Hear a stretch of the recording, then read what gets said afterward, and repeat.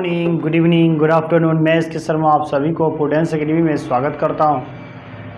आज हम लोग डिसोल्यूशन ऑफ पार्टनरशिप फॉर्म में कुछ एंट्री को सीखेंगे, क्योंकि उससे पहले वाले वीडियो में हमने सीखा था कि अगर आपको एसेट्स अकाउंट क्लोज करना हो, लायबिलिटीज अकाउंट क्लोज करना हो, तो उस स्थिति में आप क्या एंट्री करेंगे। आज हम लोग सीखेंगे कि अगर आप जो भी एसेट्स है या लायबिलिटीज है उसको रियलाइजेशन अकाउंट में ट्रांसफ़र कर दिए, तो उसके बाद क्या करते हैं कि उस एसेट्स को बिक्री करके या लायबिलिटीज़ का पेमेंट करने के बाद जो भी रेस्ट पैसा बच जाता है, इट मीन जो भी प्रॉफिट होता है, उसको हम क्या करते हैं, पार्टनरों के बीच बांटने का काम करते हैं।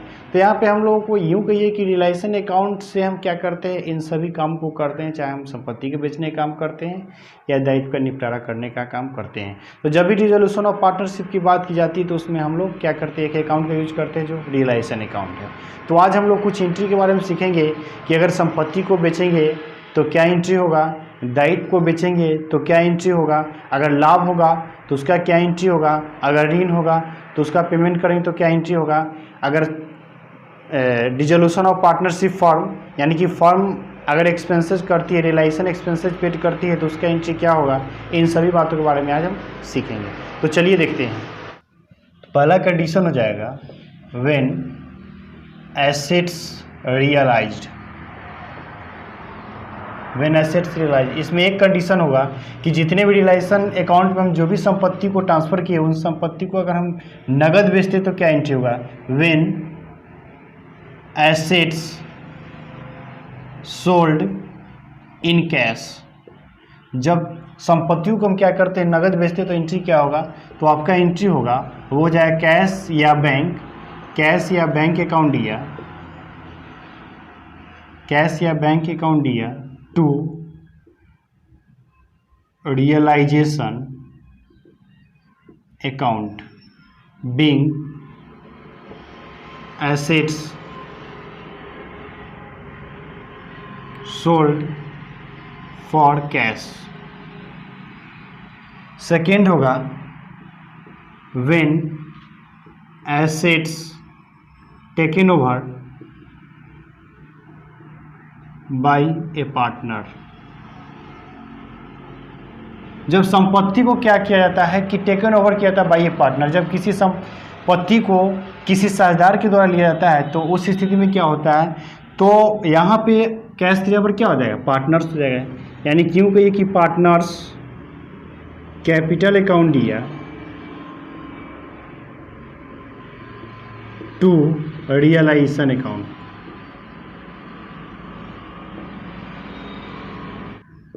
Wing assets taken over by a partner, partner. तीसरा है when assets is given, when assets is given to any creditors for payment of due, जब हम क्या करते हैं कि एसेट्स को देते हैं किसी क्रेडिटर्स को पेमेंट ऑफ ड्यू यानी कि ड्यू का पेमेंट करने के लिए, तो इस स्थिति में नो रिक्वायर एंट्री, तो इस स्थिति में क्या होता है कि एंट्री की आवश्यकता नहीं होती है, एंट्री की आवश्यकता नहीं होती है। ये एंट्री की आवश्यकता तब नहीं होती है जब हम एसेट्स को देते हैं किसी क्रेडिटर को ड्यू का पेमेंट करने के लिए, ठीक है, जिससे हमने कोई सामान ले रखा है, अगर उसको पेमेंट करने के लिए हम एसेट्स देते हैं तो उसका एंट्री रियलाइजेशन अकाउंट में नहीं होता है। For payment of liabilities in cash,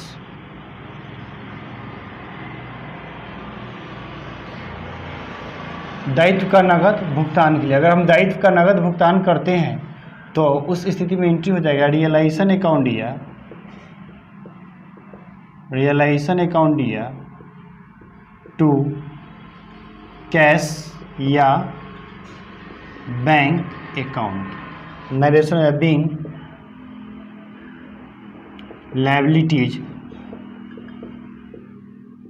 paid in cash. 5 entry होगा when liability is taken over by a partner. जब लायबिलिटीज को क्या किया जाता है कि पार्टनर के द्वारा लिया जाता है, तो उस स्थिति में क्या होता है कि आपको कैश के अकाउंट पर, कैश का जो अकाउंट है उसके स्थान पर क्या हो जाएगा, पार्टनर्स कैपिटल अकाउंट होगा। यानी कि एंट्री बनेगा वो आपका हो जाएगा रियलाइजेशन अकाउंट दिया to partners capital account being liabilities taken over by a partner. चलिए तब छठा एंट्री होगा when realisation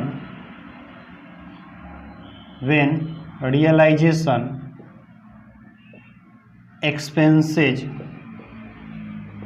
paid by the firm. जब रियलाइजेशन एक्सपेंसेस पेड किया जाता है फर्म के द्वारा, तो उस स्थिति में एंट्री होगा वो हो जाएगा रियलाइजेशन अकाउंट दिया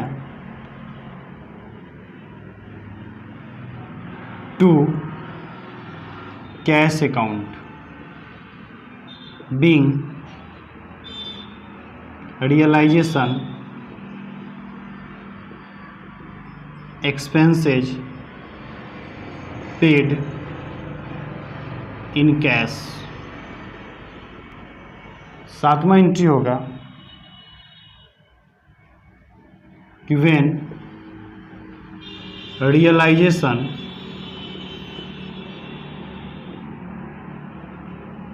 expenses paid by a partner to help of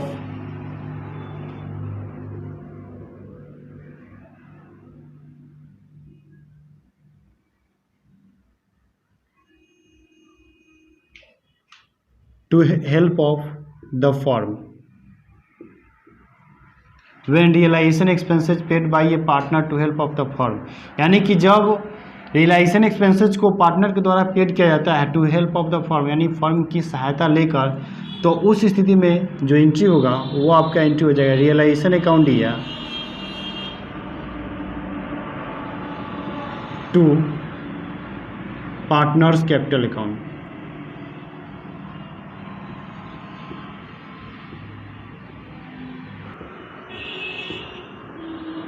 realisation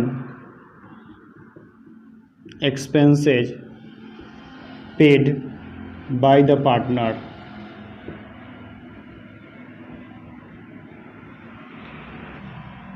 आठवां एंट्री होगा when remuneration is paid to partners.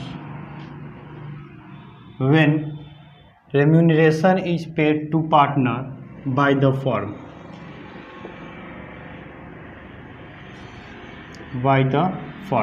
तो इस स्थिति में हो जाएगा रियलाइजेशन अकाउंट दिया टू पार्टनर्स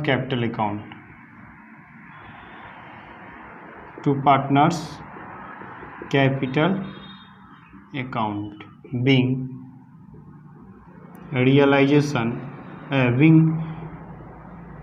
remuneration पेड। देखिए यहाँ पर क्या होता है कि आप रेम्यूनरेशन देते हैं, यानी कि पारिश्रमिक देते हैं किसी पार्टनर को। इसका मतलब किसी पार्टनर को जब आप पारिश्रमिक देते हैं तो उस स्थिति में क्या होगा, उस पार्टनर का कैपिटल बढ़ेगा, पार्टनर का पूंजी बढ़ेगा, और जब पूंजी बढ़ता है तो उसको हम क्या करते हैं, क्रेडिट करते हैं। इसलिए रियलाइजेशन अकाउंट को क्या करना होगा, डेबिट करना होगा। ठीक है। For realisation profit, realisation profit के लिए आप एंट्री क्या कीजिएगा, एंट्री हो जाएगा रियलाइजेशन अकाउंट दिया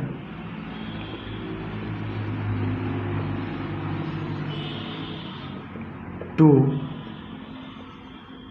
पार्टनर्स कैपिटल या current account being realisation profit transfer to partners capital account.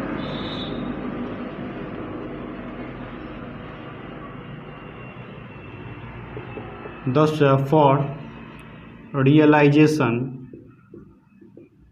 Loss, realisation loss के लिए क्या एंट्री कीजिएगा, वो हो जाएगा पार्टनर्स कैपिटल अकाउंट दिया कैपिटल या करेंट अकाउंट दिया to realisation account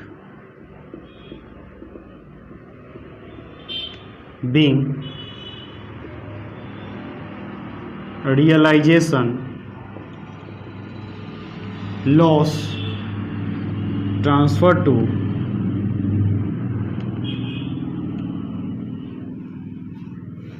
partners capital account।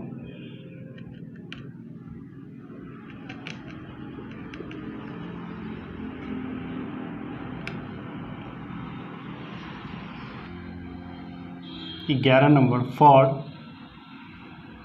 Payment of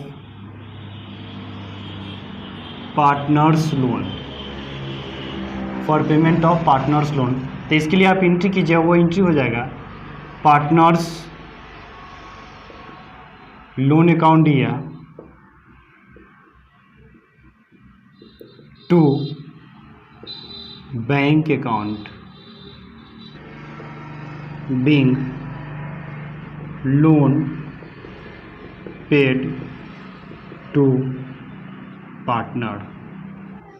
तो इस तरह से आपने देखा कि संपत्ति के वसूल के लिए हमने क्या एंट्री की, दायित्व को चुकाने के लिए क्या एंट्री किया। ठीक है। रियलाइजेशन एक्सपेंसेस पेड किए तो उस कंडीशन में क्या एंट्री किए, आपको लाभ हुआ तो क्या एंट्री हुआ, लॉस हुआ तो क्या एंट्री हुआ, या आपने पार्टनर्स लोन पेमेंट किया तो क्या एंट्री किए। इन सभी बातों को आपने देखा है। तो उम्मीद करता हूँ ये बात आप लोगों को समझ में आ गया होगा। अगर वीडियो अच्छा लगे तो मेरे चैनल को सब्सक्राइब जरूर कीजिएगा, लाइक कीजिए और शेयर कीजिए। मिलते हैं नेक्स्ट वीडियो में। Thank you.